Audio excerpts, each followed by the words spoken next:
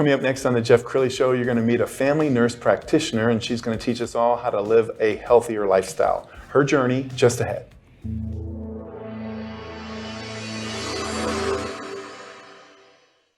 Many are predicting that the worst is yet to come, which is unfortunate, said one person here. Until now, they've enjoyed the reputation of being the nation's icebox. Watched a burglar in his home this morning by webcam. As a journalist of over 25 years, stories are what make my world turn. Reporting live from the Dallas newsroom tonight, Jeff Crilley, Fox 4 News. But in 2008, I took the jump from my familiar life and started a PR firm from my home. We're talking about anyone with a camcorder like the one I'm using becomes a television network. We started slowly growing the company, and we now have over 100 clients, and we've branched into the world of live digital broadcasting. I now own 8 different TV studios and have a huge team, and the stories that I now get to share are sometimes the most important of my life. Life has a funny way of coming around full circle. This is the Jeff Crilley Show. I don't know about you, but sometimes I have a healthy habit and I'll get in the zone and I'll be laser focused, and then sometimes I'll kind of fall off the wagon and I'll have an unhealthy lifestyle, and the next thing you know, I wake up and I weigh 20 pounds more. To talk about a healthy lifestyle, Christine Callander with Pure Health Texas. Thanks for coming on the show. Thank you so much for having me on. I'm excited to be here. Yeah, well, I want to hear your journey, first of all, because I read on your website that even as far back as you can remember, you were always kind of fascinated with health. I have been, and my healthcare journey really started with my parents. My mom is a physical therapist. She's now retired and gets to play grandma every day, so that's fun. And then my dad's been in medical sales his whole career, and so they really introduced me to medicine, and I think probably drove some of my passion for that. But I also grew up in California, and so one of the Sunshine States. So we spent a lot of time outside, really active, and not a lot of time just sitting and playing video games, though we did have our days doing that as well. And I think that also kind of helped drive my passion for being active and staying outside and staying fit and healthy. And you recently made the bold move of kind of going out on your own. So talk to us about Pure Health Texas. Thanks. So Pure Health Texas is kind of an exciting endeavor for my family because I've never worked on my own. I've always had some sort of employment. Even as like a high school kid, I was a lifeguard. And so I've had a job of some sort working for somebody else pretty much since I was 15 years old. And so stepping out on my own and being self-employed is definitely a journey that is exciting and nerve-wracking all at the same time, because there's a lot of excitement that goes into it, but there's that uncertainty of like, is this going to work? And am I going to be able to provide for my family like I have in the past? Absolutely. So it was kind of late December that I decided that I was going to quit full-time employment and step out on my own, and God's been faithful, and so far things are going great. Congratulations. We've got your website. We're going to scroll down the website, and I want to talk to you about how your company differs from others in your space.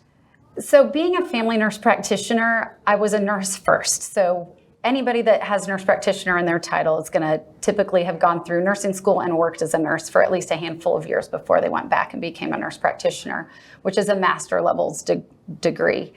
And so as a nurse, we're very personable. We take care of you at the bedside. Like, we're seeing the worst side of you and the best side of you all at the same time, doing tasks that most people don't want to participate in. And so I think that gave me a different understanding of patients than what most physicians get going through school, just because they get a lot of great knowledge and insight, but they're not necessarily taught how to be personable with people. And so being a nurse practitioner, I feel like in general, most nurse practitioners have a little bit better bedside manner with people and connect on a more relational level than what a doctor would do. And so being a nurse practitioner, I can diagnose and I can treat, so I can write prescriptions. So if you're sick, I can do that. But I really get to know you and get to know your lifestyle. And so we try to come up with lifestyle interventions that are feasible for you and your family. And the reason I like being a family nurse practitioner is I like taking care of the entire family unit. And so that was one of the biggest things that I changed when I branched out on my own, was I went from working in a pediatric office to working with full families. So I have itty bitties. Tomorrow I have a newborn visit with a 2-day-old. And then I also care for parents. So I care for the whole family unit, which is exciting. And Christina, it struck me as unique that you still make house calls, which I don't know that every nurse practitioner does. Do they? No, I don't think there's that many that do. When I've talked to some of my friends about it that are also nurse practitioners, they're a little scared and wary of going into people's homes. I normally don't do that as like a first time thing. I know most of my patients before I do a house call for them, but a lot of times it's easier than dragging your sick kid into a healthcare provider's office is to just be like, well, we're going to let them lay on the couch while we examine them.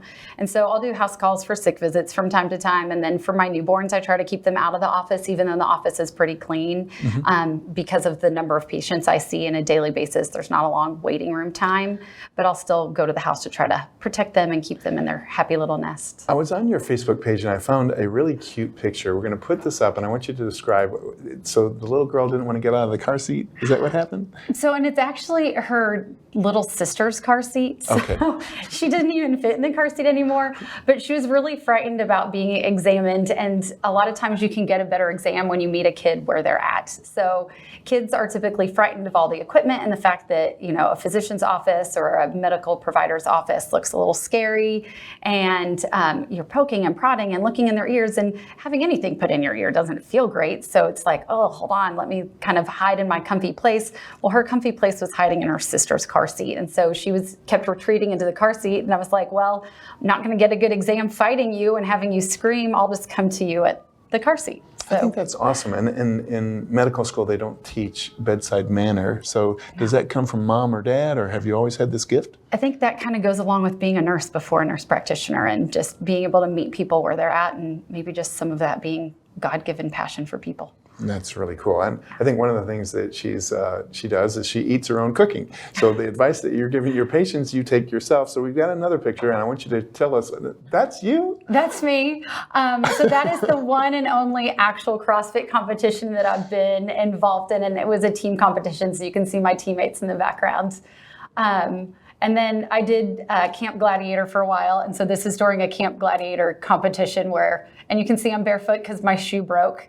And so, oh, you've got pictures way back. So this is my youngest, who's now 8.5, and she's about 2 at the time. And so she had to come to the gym with me. And so in this case, it was coming to a Camp Gladiator workout that was hosted in the mall because of bad weather. Sure, and she's got a lot of different videos on her Facebook page. This is one of my favorites.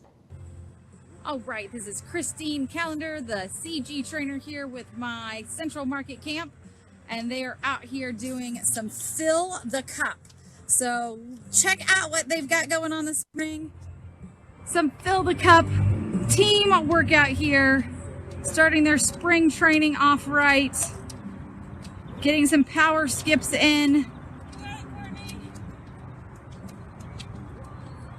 filling the cup,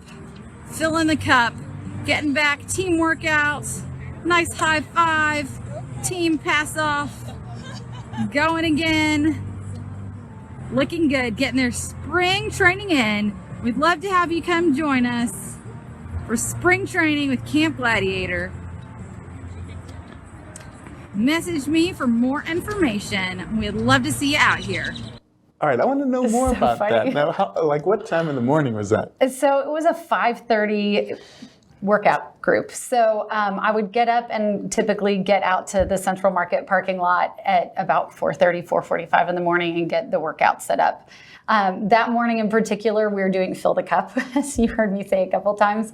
But it's a team workout that every time you made it to the end, you'd get a popsicle stick and you'd have to take it back. And so at the end, we would see of a, given set amount of time, like 15 minutes or 10 minutes, depending on the situation, we'd see which team had more popsicle sticks in their cup. And then that team got out of whatever the next kind of torturous punishment workout, like an extra lap of running or something like that. Well, I said at the top of the show that I've been in healthy habits and then unhealthy habits. And I remember a time when I got really focused on, I'm going to get in top shape. And I would meet my personal trainer at the park every single morning at 7 o'clock. And at first I dreaded it. And then I started to look forward to it. So what is the secret to developing a healthy habit? So the first step is just doing it. A lot of times we have to force ourselves into those healthy habits, whether it's changing what you're eating or changing your exercise routine or going to bed a little bit earlier. To start it, you just have to force yourself to do it. If I want to drink more water today, I have to pick up that first cup of water and drink that first cup of water. If it's, hey, I need to go to the gym, then it's getting up and saying, I'm going to go. And your workout that day might not be great, but you got up and you went to the gym. I do a lot of my workouts from home now just for timing with 3 crazy kids at home and running a business. And the workout group I follow, one of their big mottos is better than nothing. And so getting up and doing something is better than nothing. And I love that motto because of the fact that even if I know that I'm exhausted, I'm not going to go all out for my workout today. If I got out and did it, it's better than not doing anything. So it's better than nothing. Absolutely. I know your faith is very important to you, and so is your family. We've got some pictures of your family. Okay, what are we looking at here? Okay, so top left is my husband and I, and that was pre-kids. And I want to say that we were in Dana Point Harbor in California. So I grew up in Southern California, so Dana Point was a big part of my childhood.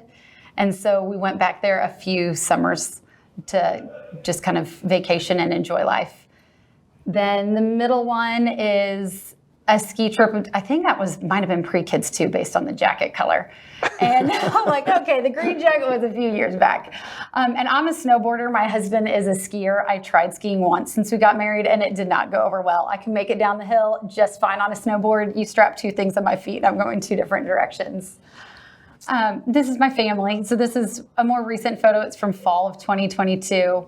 And that's my now 14-year-old, 8.5-year-old daughter's in the middle. And then our son, Case, is 11. It's a beautiful picture. In fact, Thank you. It's one of those pictures that you would see in a frame. Like if you bought a frame, it would have that picture in there. It looks like almost a staged photograph, but it was a beautiful picture. Thank you. Yeah. Yeah, I think that made the Christmas card. Right, It was a popular picture. Tell us about how your faith and your family kind of shapes who you are. So my faith definitely shapes a lot of who I am, not just personally, but even professionally. And as a family, my husband's actually a pastor at Prestonwood Baptist Church. So he's in charge of men's ministry and missions.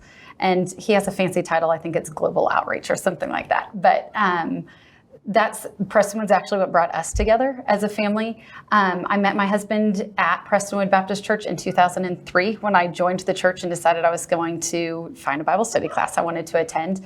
And I walked down the main set of stairs going to, at the time, that's where the singles ministry and the youth group met, and they met right next door. My husband was the high school pastor.